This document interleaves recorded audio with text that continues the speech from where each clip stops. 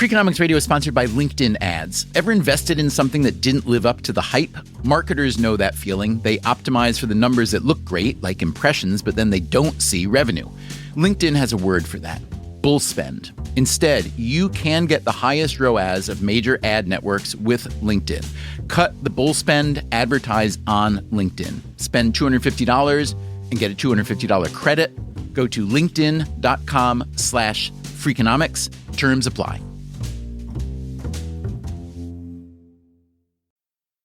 Freakonomics Radio is sponsored by Hotels.com.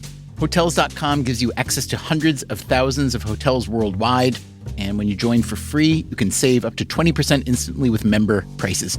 Plus, every stay earns rewards. So when you book one trip, you're already lowering the cost of the next one. Hotels.com is simple, rewarding, and designed to help you get more out of every stay. Sign up for free and book today. Hotels.com. It's all in the name. Freakonomics Radio is sponsored by Amica. You know what they say: if you want to go fast, go alone. If you want to go far, go together. So go with Amica and get coverage from a mutual insurer that's built for their customers, one that looks after what's important to you together. Auto, home, life, and more, coverage that fits your unique needs. Amica helps you protect what matters most. Visit amica.com and get a quote today.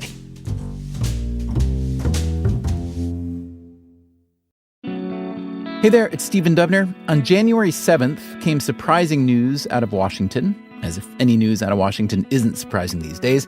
But World Bank President Yong Kim announced his resignation, which was surprising considering he had a few years left on his term. The news ahead will be about his replacement and President Trump's historical antipathy toward organizations like the World Bank. In the meantime, we thought you might like to hear this episode from 2015 when we interviewed Kim for Freakonomics Radio. We called this episode Hacking the World Bank.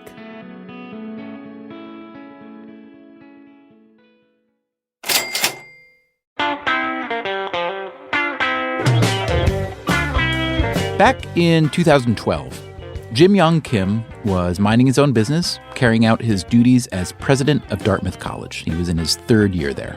And then his phone rang, and he learned that the president of the United States wanted to hire him away. Quite literally on a Monday, a Dartmouth graduate from 1983, Tim Geithner, called me and said, Jim, would you consider being president of the World Bank? And, this is the work that I devoted my entire life to, development and fighting poverty. And so, I called the chair of my board right away, and I said, the president's asking me to consider this. I have to do it. And so that was a Monday. I flew down and met with President Obama on a Wednesday. Did you know him previously? I had met him once before. But my first sit-down meeting with him was in the Oval Office to talk about this particular job. And then on that Friday, we were in the Rose Garden, and he was announcing me as the U.S. candidate. When a nation goes from poverty to prosperity, it makes the world stronger and more secure for everybody. That's why the World Bank is so important. And that's why the leader of the World Bank should have a deep understanding of both the role that development plays in the world and the importance of creating conditions where assistance is no longer needed. I believe that nobody is more qualified to carry out that mission than Dr. Yong Kim. I still had to campaign. I had to compete for the job, but it all happened in the course of 1 week. So it was really quite a whirlwind. Now, most previous World Bank presidents were either former bankers, lawyers, or government officials. You, meanwhile, are a physician, anthropology PhD, college president, spent most of your life in academia and nonprofits, not even an academic economist, as though that were a higher credential, which I don't mean to imply. But what does it say about the World Bank or President Obama or you or the shape of the world, and especially the shape of development and new ideas in development, that a guy like you wound up in a place like this? Well, I remain extremely grateful to President Obama. I mean, let me tell you how that conversation went. He put it right on the table, as he always does. He said, look, Jim, what am I going to tell the people around me who tell me that I should appoint a macroeconomist? What justification can I give them for nominating you? And so I started right off by saying, well, President Obama, have you read your mother's dissertation? And he sat back and looked at me and he said, well, yeah, I have.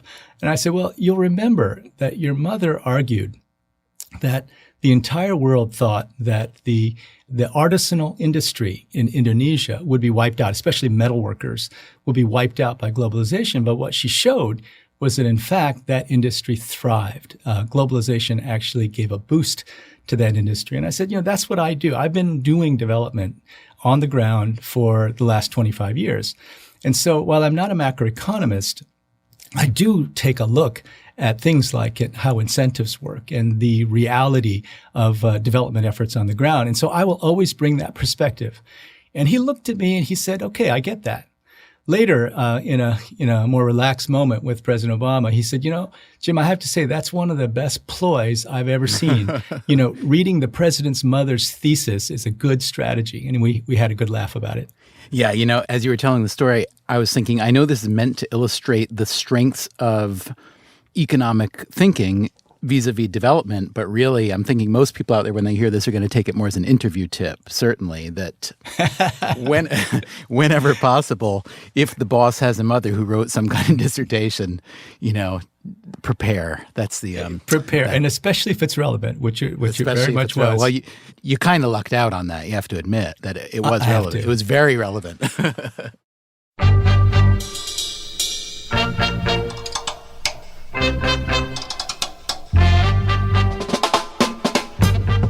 From Stitcher and Dubner Productions, this is Freakonomics Radio, the podcast that explores the hidden side of everything. Here's your host, Stephen Dubner.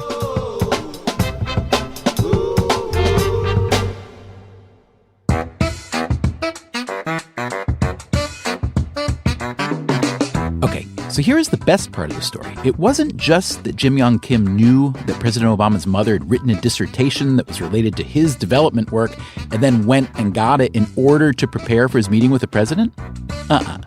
That's not the way it happened. Well, I was so fascinated by President Obama dating back to 2004 that I actually bought her unpublished thesis from the University of Michigan archives and faithfully read the whole thing long before actually I went into that interview with President Obama. But let me say this. The more you hear from Kim, the less surprised you are by anything he's accomplished. And now he is taking the World Bank in a very different direction, which we'll hear about. But first, let's begin at the beginning. My name is Yong Kim. I'm the president of the World Bank Group, and our organization last year lent and provided grants of about $65 billion. And our mission is to end extreme poverty in the world and to boost what we call shared prosperity, which is a notion that focuses on ensuring that the bottom 40% of any developing country shares in whatever economic growth there is. So World Bank is fairly impressive. I understand that your childhood dream as an immigrant kid in Iowa, where your father was a dentistry professor, that your dream was to be quarterback for the Minnesota Vikings or Chicago Bears. So I'm sorry that didn't work out. Are you okay with where you wound up?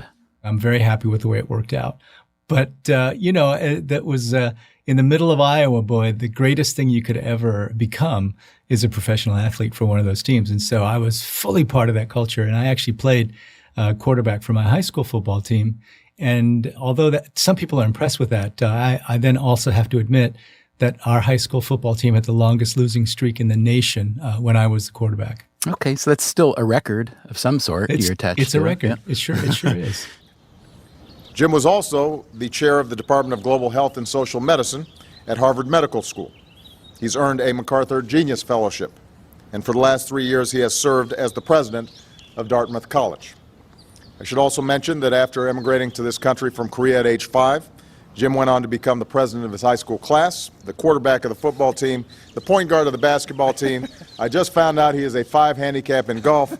I'm a little resentful about that last item, but he does it all. Becoming an MD and then an anthropologist was not Kim's original plan. Well, let me tell you the story, Stephen.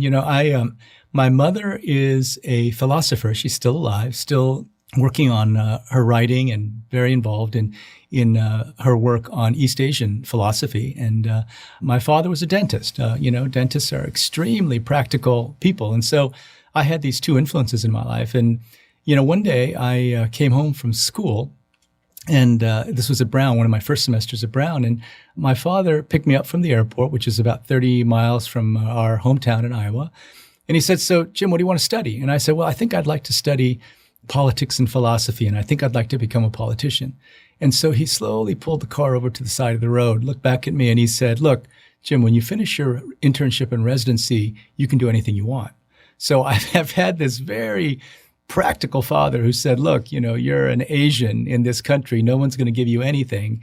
And if you think you're going to make it as a politician, you better think again. You can do that. But first and foremost, get a skill where you actually can help people." Now, let's go back when you were in nonprofits or NGOs or whatever form they were in, where you were trying to bring health care and bring, deliver all different kinds of necessary and often very primary health care to especially poor places around the world.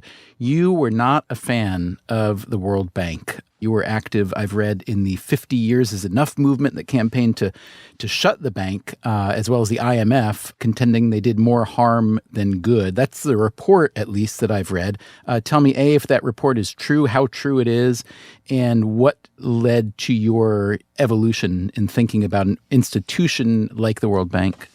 Well, it's true, and there's actually good evidence that it was true. I was one of the editors on a book that's entitled "Dying for Growth, Global Inequality in the Health of the Poor." And it basically was a critique of the approach that many of the international financial institutions had taken to health. And at the time, what we were arguing was that an overly narrow focus on growth of GDP was really not the approach that we thought would lead to the kind of results that everyone seemed to want to have. In other words, there were arguments that you should restrict social spending, including on health and education. And so what we were arguing is that we should focus on more than just GDP growth, and we should really try to take a much more nuanced view of what are the factors that are important in lifting people out of poverty. And that's really the direction that the World Bank has gone in a major way in the last 20 years. And so I'm very glad we lost the 50 years is enough argument, because the institution is very different now than it was before. And I think that's what made it possible for me to lead the institution. The ideas have changed, and partly, and this is what you guys have done so beautifully in both Freakonomics and Super Freakonomics, is you've actually made hypotheses, but then you've looked at the data. So the data now are overwhelming in that investments in health and education, for example, are critical aspects of a growth strategy. Larry Summers published a paper just a year ago showing that in low and middle income countries, fully 25% of the economic growth experienced between 2000 and 2011 was due to better health outcomes. So we don't, at this institution, and we have not for a long time, thought about health and education as simply expenditures. We now think of them as fundamental investments in human capital that will lead to growth. And so the institution itself, and this is what's great about the World Bank Group, the institution itself has really looked at the data, really looked at the evidence carefully, and we've shifted a great deal. Okay, so the World Bank released a World Development Report titled Mind, Society, and Behavior, which I have to admit does not sound right off the bat like a World Bank report from the past, for sure. And it argues for really a new viewpoint or new mindset for attacking poverty. So if you could begin, Dr. Kim, just tell me the background. Were you behind this? Who was behind it? And what was the impetus? Well, it came out of a pretty straightforward discussion that Kaushik Basu, our chief economist, himself originally from India, but a celebrated professor of economics, development economics at Cornell for many years. And he and I were just sitting down one day, and we started talking about behavioral economics, and we started talking about some of the work that I had become fascinated with when I was at Dartmouth about things like willpower and grit and how they had an impact on success in life and development. And so, he suggested one day that we just take this on. And so that's how it came to pass. It was a recognition that we really needed a rethink of where we were going with development strategy. And we also wanted to bring into the discourse of the World Bank Group these thinkers who've been so influential in academia, but had been much less influential inside the World Bank. Interesting. Yeah. As I read the report, it struck me as basically a kind of a best practices white paper that distills really much of the field, if not the entire field of behavioral economics, and highlights the sort of cognitive biases and illusions and the antidotes to those problems that a lot of people have been thinking and talking and writing about for many years, as you've said, primarily within academia, but not exclusively. And one point the report makes is that a lot of these insights are, in retrospect, pretty obvious. Things like framing and anchoring and social norms, which other people call peer pressure. And it struck me that, Adam Smith, who we commonly think of as the father of classical economics, was probably a lot more in tune with that human side of the human being than most economists of the mid and late 20th century. So I'm curious how you think that economics, again, granted not your field, but you certainly know plenty about it, how do you think economics got so far away from considering a human being what a human being really is? And why has it taken so long and so much effort to get back to this new old view? Well, it's a great question. I, as an anthropologist, actually in grad school, we did read Adam Smith.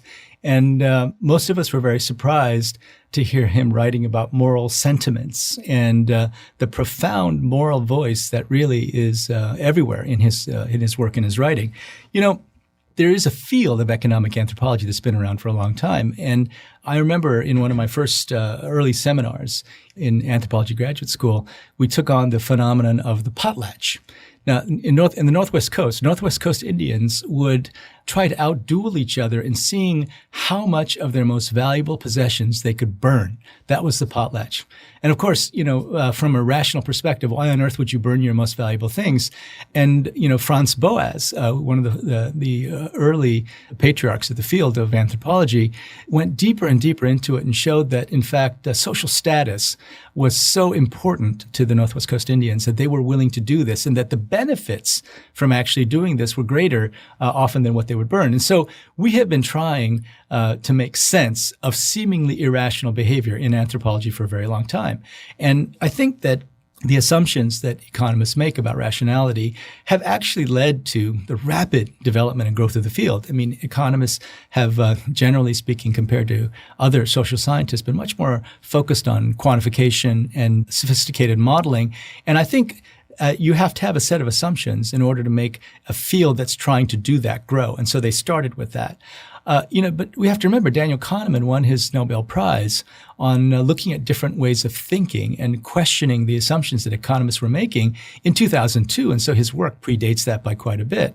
And so we really took his notion that there's, these two kinds of thinking, fast thinking, slow thinking, and try to apply it to development work. And the fundamental messages are that, one, people think automatically, that they think quickly, and they don't think on the basis of ration and reason and looking through the evidence. That people think socially, in other words, other people who have the same thoughts influence them quite a bit, and they work on the basis of mental models that are often unconscious. And so, we looked at those three kinds of thinking and tried to understand if there had been examples of people utilizing that insight to actually get better outcomes, and we found quite a few.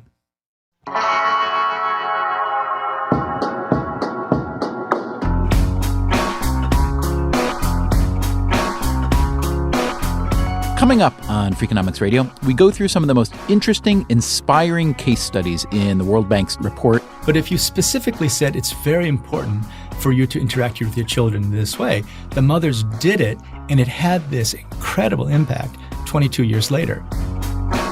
We talk about why it has taken public sector entities so long to get on the behavioral bandwagon. Public sector entities can stay in business for a very long time, no matter how poor their performance is. And we put Dr. Kim through a lightning round of our frequently asked questions. And I just desperately regret not having done more of that when I was younger.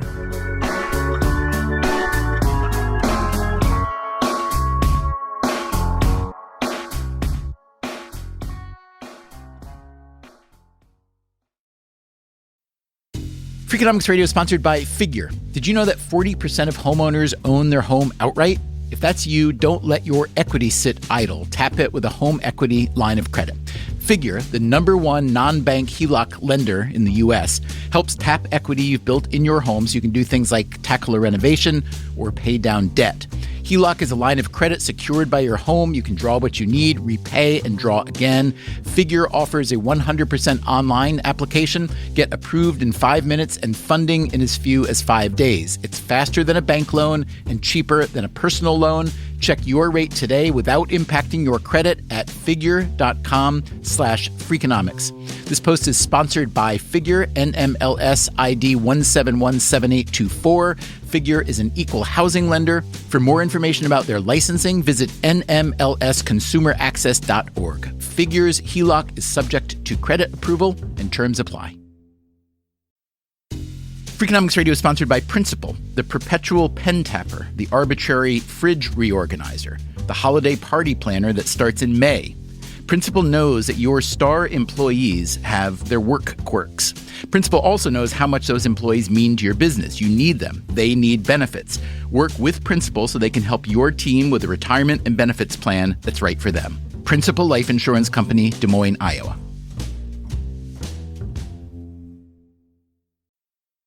Freakonomics Radio is sponsored by PNC Bank. Boring. Great word, bad rep. Yet time and time again here at Freakonomics, we find that when something culture-changing happens, boring things like calculations and careful planning are usually behind it. Which begs the question, why not apply it to other aspects of life, like banking, for example? Well, PNC Bank did since its inception, proving time and again that the best banking strategy isn't the exciting type, but the steady, reliable, definitely not YOLO type. PNC Bank, brilliantly boring since 1865. Brilliantly boring since 1865 is a registered mark of the PNC Financial Services Group, Inc. PNC Bank, National Association, member FDIC.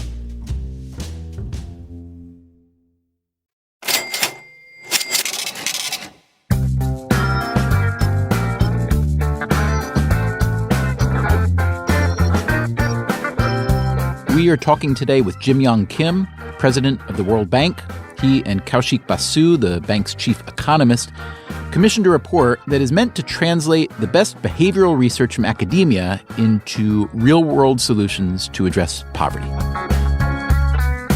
The most persuasive to me part of this World Bank report is a table listing examples of highly cost-effective behavioral interventions. So I'd like you to talk about a few of these with me, your favorites, I guess, whether it's addressing adherence to medical regimen, immunization rates, traffic accidents, aspirations and investment. They really run the whole scope of humankind. So underpinning the success of all of these, to some degree, through your view as a World Bank president, is poverty, and that alleviating poverty would help all these things, which most people might not connect necessarily with poverty. So again, this goes back to the brilliance of economists and how they have been focused on measuring and how they've been focused on trying to get real evidence and real data. So one of my favorites is that in Jamaica, they had an intervention with stunted children. In other words, these are children who had low weight and height for age. And at a certain point, stunting means that your brain literally has not been developing as it should. And it's really hard to get that back. It's hard to make up for that. So it's hard to catch up. But so there was a very simple intervention where they had young students go and meet with mothers of stunted children. And they tried all kinds of different interventions, income supplements. But one of the interventions was to just have young people come and stress the importance of having mothers in very poor settings who had other stunted children, how important it was for them to interact with their children. And this was done once a week for 2 years. And then 22 years later, they looked at these kids. And they looked at all the different inputs. And the one input that had the biggest difference was that intervention where they went and told mothers to interact with their kids more. And that particular group of stunted children had incomes that were equal to the non-stunted children. And those that did not have that intervention had incomes that are 25 to 30% lower than the non-stunted children. So it's incredible how these kinds of interventions can have that kind of an impact. Let me just make sure I understand the mechanism here. It's basically stimulating vocabulary and language and thinking. Is that the idea of what's going on that moves things forward? Right. In other words, these were not mothers who were deliberately neglecting their children, but over years, they developed different practices. You wrap up the kids and put them on your back or whatever, and you don't have that much interaction. But if you specifically said it's very important for you to interact with your children in this way, the mothers did it, and it had this incredible impact 22 years later. And so this is a great lesson for us. We have to, in every now culture, be sure that we're actually giving that kind of advice, that if they're stunting, that first of all, you of course try to improve their nutritional status. But this issue of interacting with children is also really critical. And by changing these mothers' mental model, it had this impact that was measurable economically 22 years later. And there are others as well. I mean, another one that I love is one that had an impact that affected people's understanding socially of the importance of using less water. This was in Colombia in the late 90s. And they simply published in the newspaper how much water all the different people and companies and groups were using. And there was an overall decrease in water consumption that persisted.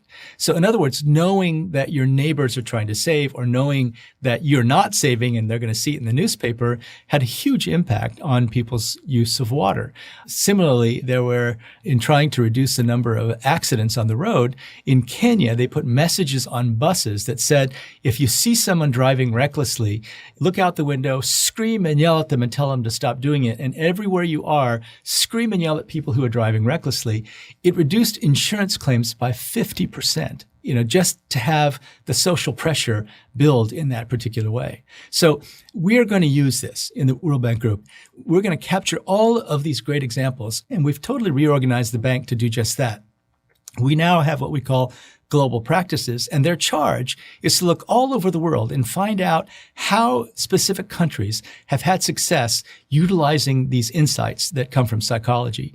And so in doing that, we hope that they will then take these examples and then adapt them for the local context. One, as an anthropologist, of course, you can imagine I'm going to insist that we respect local contexts, but we feel that we can make tremendous progress if we capture these ideas and bring them to poor countries. But also, we're looking internally because our strong assumption is that automatic thinking, socially influenced thinking, and mental models affect the way we assess projects. So we actually did a study of our own staff, and with the skin cream and the yes, the skin cream and the minimum wage, and asked them to use the same set of data. Of course, we adapted it to talk about the skin cream, and we had them assess whether skin cream A or B is better for skin rashes.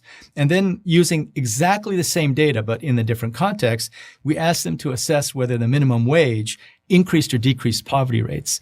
And they did much better in getting the right answer because based on the data, there was clearly a right answer for both of these questions.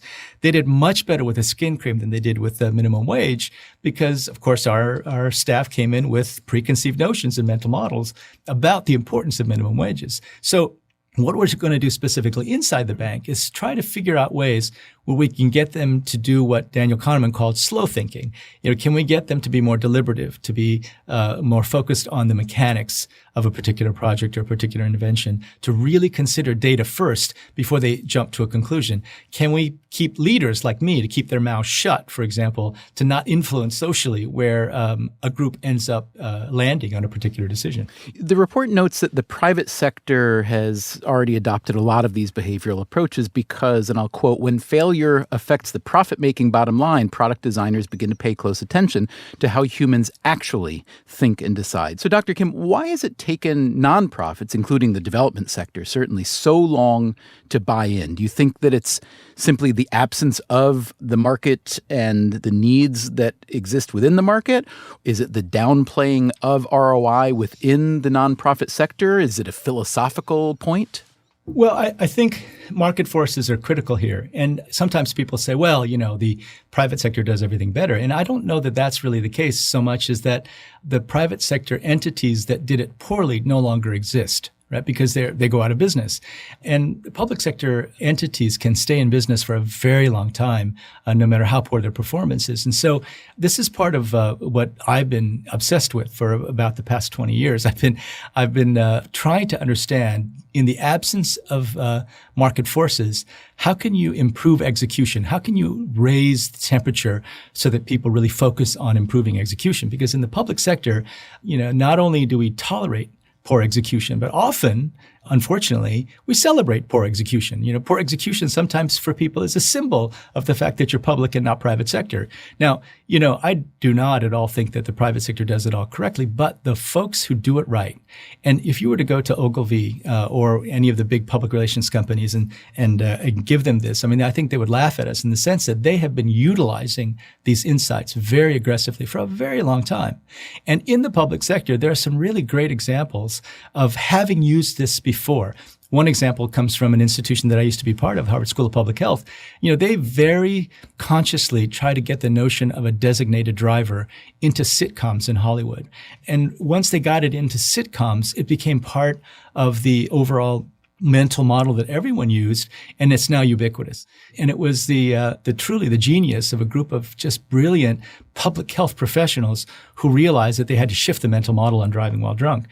Cigarette smoking is another one. And so we've done it in bits and pieces. What we're trying to do now is to do it on a much larger scale.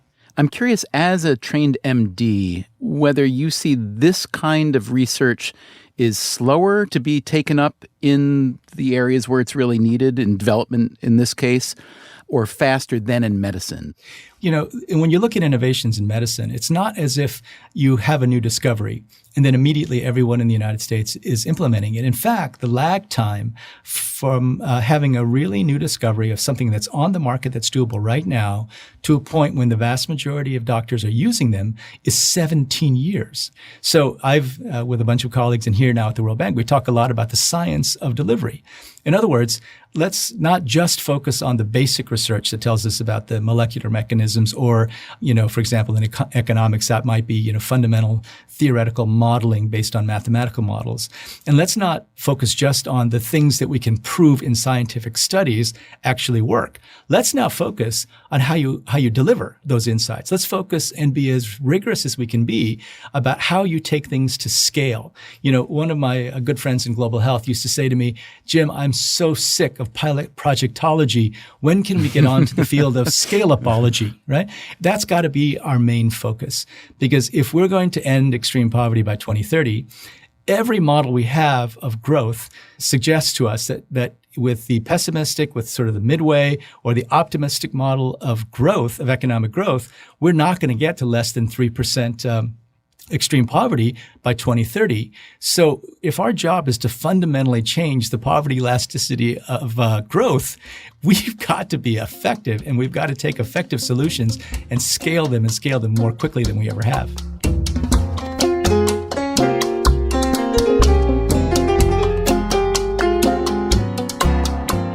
The World Bank has its fans and its detractors.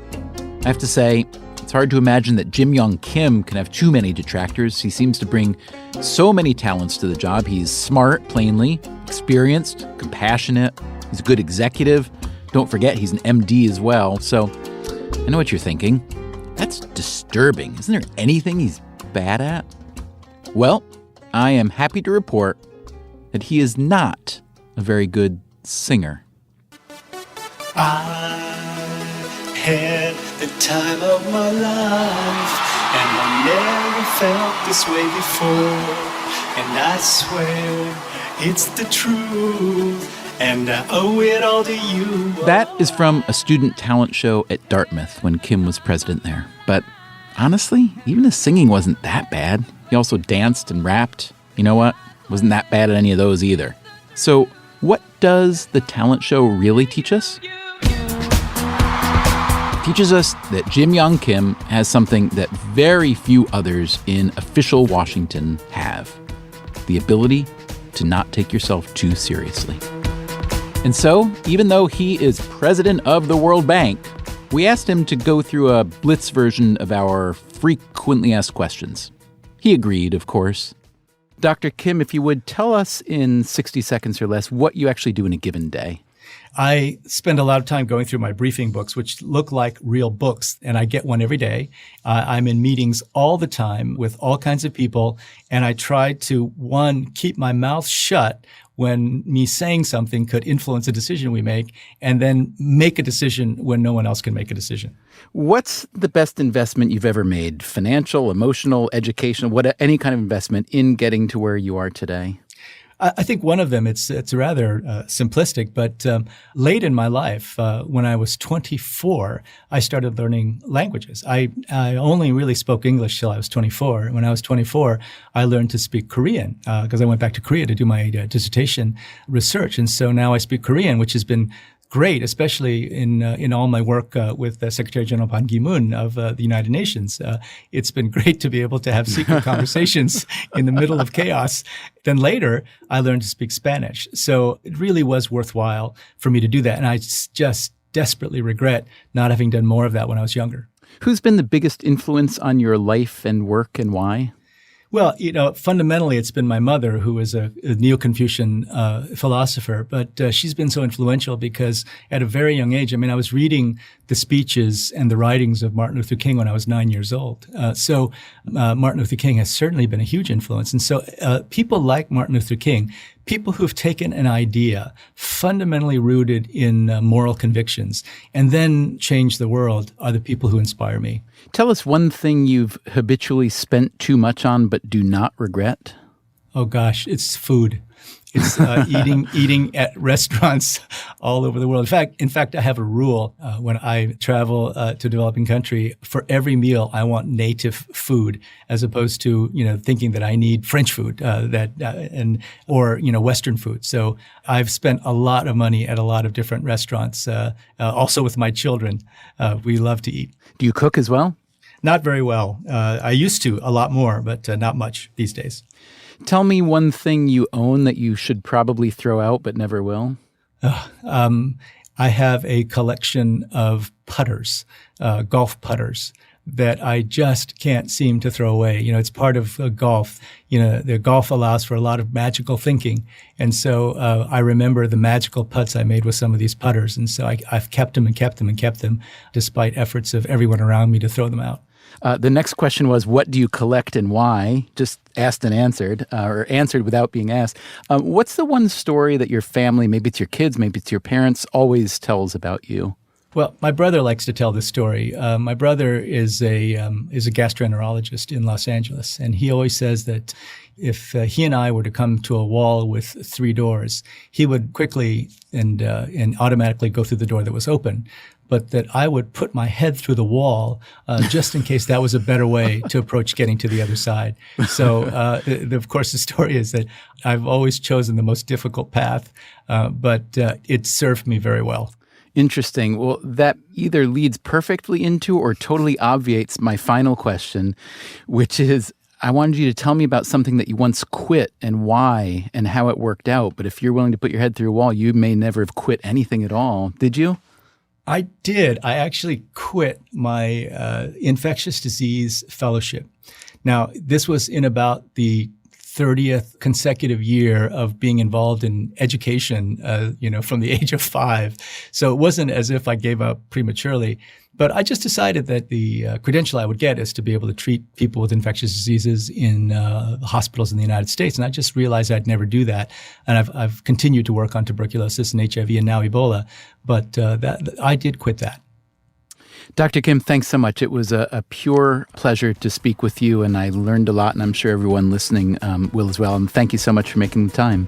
Well, thank you for having me, and thank you for doing this. I came up in here to rock, light a fire, make it hot.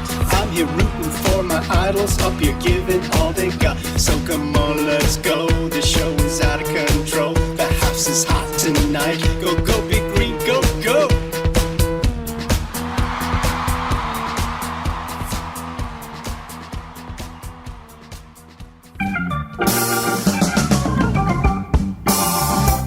Freakonomics Radio is produced by Stitcher and Dubner Productions. This episode was produced by Greg Rosalsky. Our staff also includes Allison Craiglow, Greg Rippin, Harry Huggins, Zach Lipinski, and Alvin Meleth. You can subscribe to Freakonomics Radio on any podcast app. Apple Podcasts is the most popular. And you can get every episode we've ever made on the Stitcher app or at Freakonomics.com. Thanks for listening.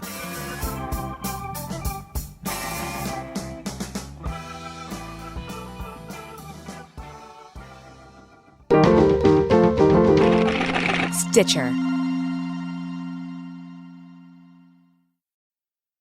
Freakonomics Radio is sponsored by Ozempic. Innovation happens through rethinking what's possible, and when it comes to GLP-1s, Ozempic pill does just that. Learn more about Ozempic semaglutide tablets, 4 and 9 milligrams, by calling 1-833-OZEMPIC or visit Ozempic.com to view the medication guide and ask your doctor what's possible with FDA-approved Ozempic pill.